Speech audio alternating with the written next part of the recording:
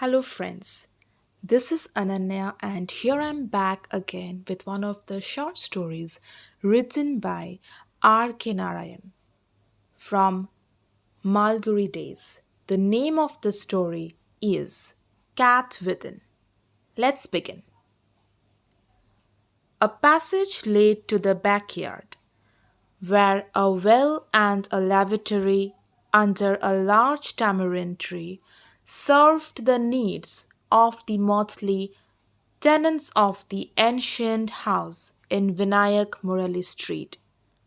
The owner of the property, by partitioning and fragmenting all the available space, had managed to create an illusion of shelter and privacy for his hapless tenants and squeezed the maximum rent out of everyone, himself occupying a narrow ledge abutting the street where he had a shop selling, among other things, sweets, pencils, and ribbons to children swarming from the municipal school across the street.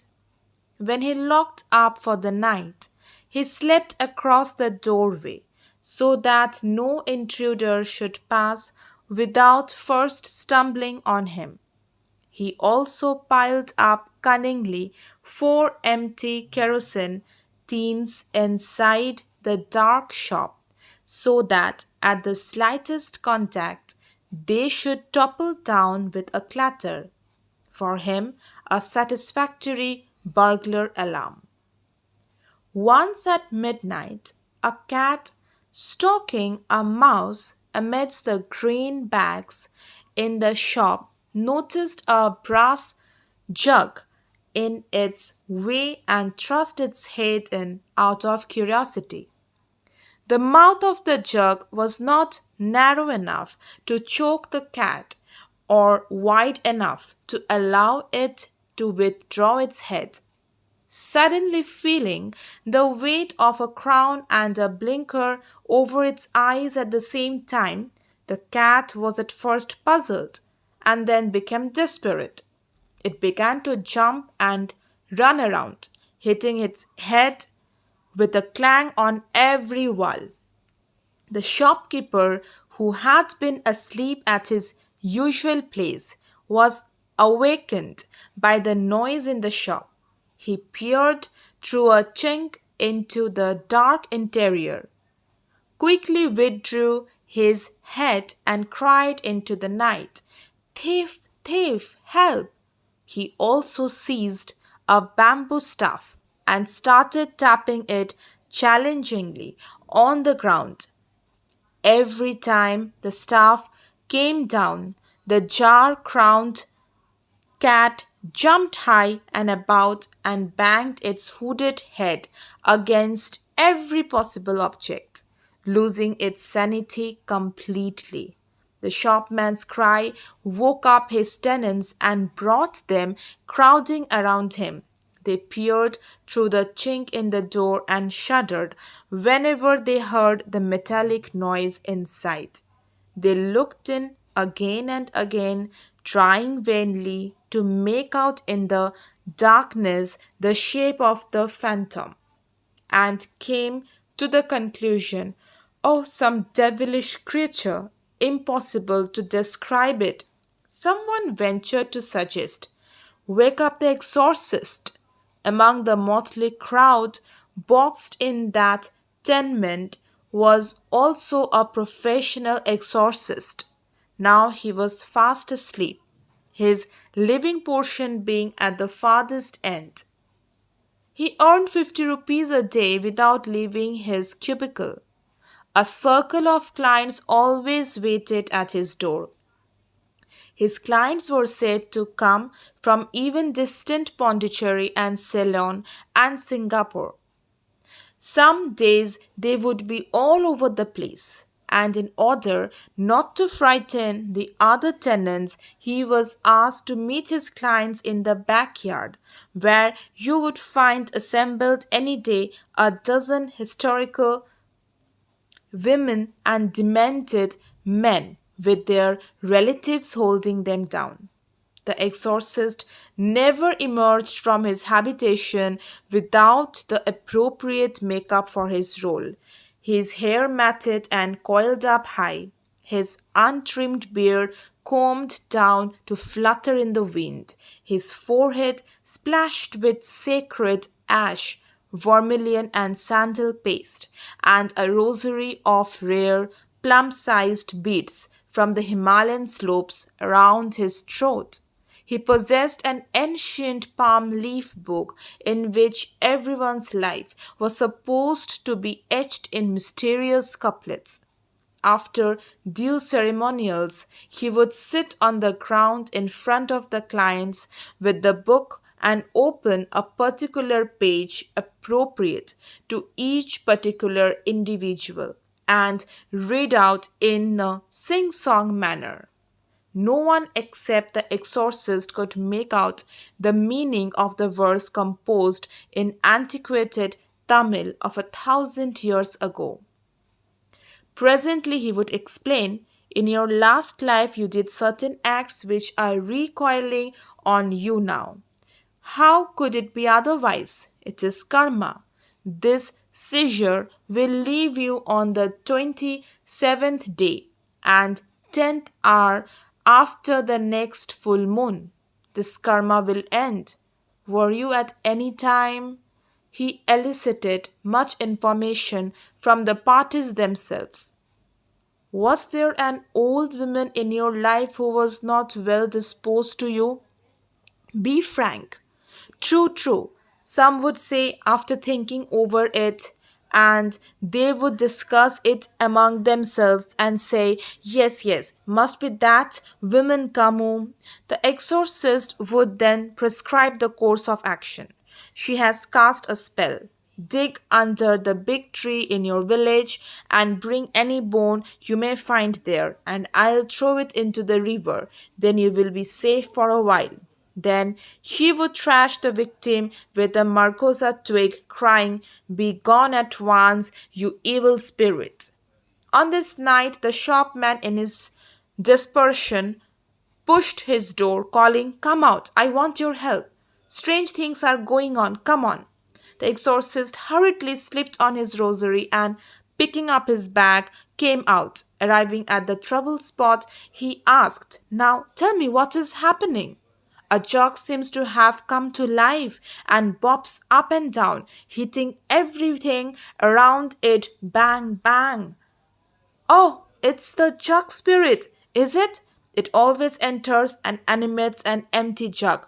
That's why our ancients have decreed that no empty vessel should be kept with its mouth open to the sky, but always only upside down. These spirits try to panic you with frightening sounds. If you are afraid it might hit your skull, but I can deal with it. The shopman wailed, I have lived a clean and honest life, never harmed a soul. Why should this happen to me? Very common. Don't worry about it. It's karma, your past life. In your past life, you must have done something. What sort of thing? Asked the shopman with concern. The exorcist was not prepared to elaborate his thesis. He hated his landlord as all the other tenants did, but needed more time to frame a charge and go into details. Now he said gently, this is just a mischievous spirit, nothing more. But weak minded persons are prone to get scared and may even vomit blood.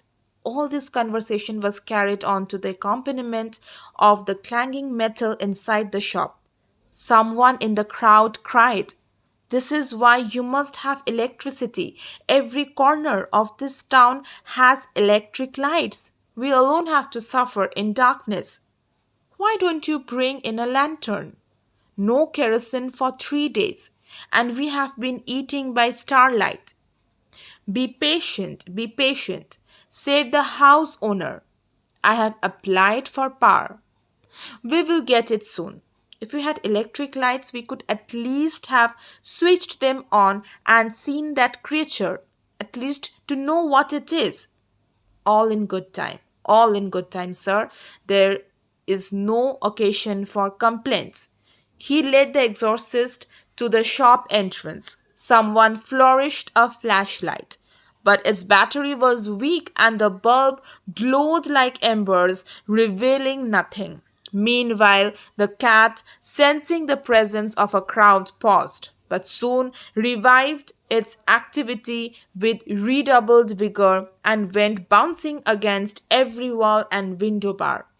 Every time the clanging sound came, the shopman trembled and let out a wail, and the onlookers jumped back nervously. The exorcist was also visibly shaken. He peered into the dark shop at the door and sprang back adroitly every time the metallic noise approached.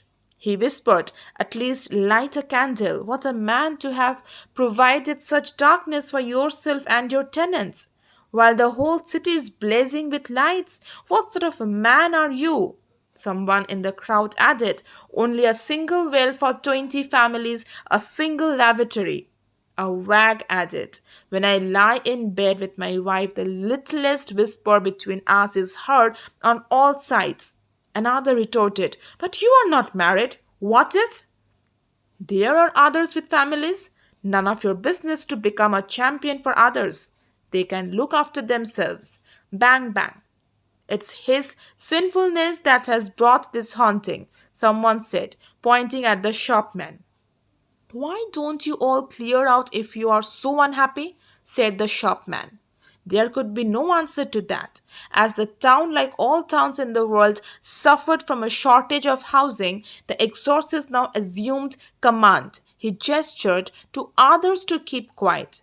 "There is no time for complaints or demands.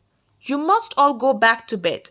This evil spirit inside has to be driven out. When it emerges, there must be no one in its way, otherwise, it will get under your skin. Never mind. It won't be worse than our landlord. I would love to take the devil under my skin if I can kick these walls and bring down this miserable ramshackle on the head of whoever owns it," said the wag. The exorcist said, "No, no, no harsh words, please. I'm also a tenant and suffer like others, but I won't make my demands now. All in proper time. Get me a candle." He turned to the shopman. "Don't you sell candles? What sort of a shopman are you without candles in your shop?" No one lost his chance to crucify the shopman. He said, "Candles are in a box on the right hand side on a shelf as you step in. You can reach it if you just stretch your arm." "You want me to go in and try?" "All right, but I charge a fee of approaching a spirit. Otherwise, I always work from a distance." The shopman agreed to the special fee, and the exorcist cleared his throat, adjusted his coiffure, and stood before the door of the shop proclaiming loudly, "Hey, spirit, I am not afraid. I know your kind too well. You know me well, so—" He slid open the shutter, stepped in gingerly. When he had advanced a few steps, the jug hit the ventilator glass and shattered it, which aggravated the cat's panic, and it somersaulted in confusion and caused a variety of metallic pandemonium in the dark chamber. The exorcist's leg faltered, and he did not know for a moment what his next step should be or what he had come in for. In this state, he bumped into the piled up kerosene tins and sent them clattering down, which further aggravated the cat's hysteria. The exorcist rushed out unceremoniously. "Oh, oh, this is no ordinary affair. It seizes me like a tornado. It will tear down the walls soon." "Ayo," wailed the shopman. "I have to have special protection. I can't go in. No candle, no light. We will have to manage in the dark. If I hadn't been quick enough, you would not have seen me again. Ayo, what's to happen to my shop and property?" "We will see, we will see. We will do something," assured the other heroically, he himself looking eerie in the beam of light that fell on him from the street. The shopman was afraid to look at him, with his grisly face and rolling eyes, whose corners were touched with white sacred ash. He felt he had been caught between two devils. Difficult to decide which one was going to prove more terrible, the one in the shop or the one outside. The exorcist sat upright in front of the closed door as if to emphasize, I'm not afraid to sit here, and commanded, get me a copper pot, a copper tumbler, and a copper spoon. It's important. Why copper? Don't ask questions. All right, I'll tell you. Because copper is a good conductor. Have you noticed electric wires of copper overhead? What is it going to conduct now? Don't ask questions. All right, I'll tell you. I want a medium which will lead my mantras to that horrible thing inside. Without further questioning, the shopman produced an aluminium pot from somewhere. I don't have copper, but only aluminium. In our country, let him be the poorest man, but he will own a copper pot. But here you are calling yourself a saukar.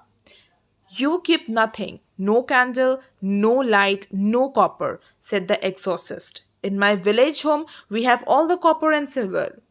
How does it help you now? It's not your village house that is now being haunted, though I won't guarantee this may not pass on there. Anyway, let me try. He raised the aluminium pot and hit the ground. Immediately from inside came the sound of the jug hitting something again and again. Don't break the vessel, cried the shopman. Ignoring his appeal, the exorcist hit the ground again and again with the pot. That's a good sign. Now the spirits will speak. We have our own code. He tapped the aluminium pot with his knuckles in a sort of Morse code. He said to the landlord, don't breathe hard or speak loudly. I'm getting a message. I'm asked to say it's the spirit of someone who is seeking redress. Did you wrong anyone in your life? Oh, no, no, said the shopman in panic. No, I have always been charitable. The exorcist cut him short. Don't tell me anything, but talk to yourself and to that spirit inside. Did you at any time handle. Wait a minute, I'm getting the message. He held the pot's mouth to his ear. Did you at any time handle someone else's wife or money? The shopman looked horrified. Oh, no, never. Then what is it I hear about your holding a trust for a widow? He brooded while the cat inside was hitting the ventilator, trying to get out. The man was in a panic now. What trust? May I perish if I have done anything of that kind? God has given me enough to live on. I have told you not to talk unnecessarily. Did you ever molest any helpless woman or keep her at your mercy? If you have done a wrong in your childhood, you could expiate. How? That I'll explain, but first confess. Why? A true repentance on your part will emasculate the evil spirit. The jug was heating again, and the shopman became very nervous and said, please stop that somehow. I can't bear it. The exorcist lit a piece of camphor, his stocking trade, and circled the flame in all directions to propitiate the benign spirits around so that they may come to our aid. The shopman was equally scared of the benign spirits. He wished at that pale starlit hour that there were no spirits whatever, good or bad, sitting on the pale and hearing the faint shrieking of a night bird flying across the sky and fading. He felt he had parted from the solid world of men and material and had drifted onto a world of unseen demons. The exorcist now said, your conscience should be clear like the Minnesota lake. So repeat after me whatever I say. If there is any cheating, your skull will burst. The spirit will not hesitate to dash your brains out. Alas, alas, what shall I do? Repeat after me these words. I have lived a good and honest life. The shopman had no difficulty in repeating it, in a sort of low murmur in order that it might not be overheard by his tenants. The exorcist said, I have never cheated anyone. Cheated anyone, repeated the shopman.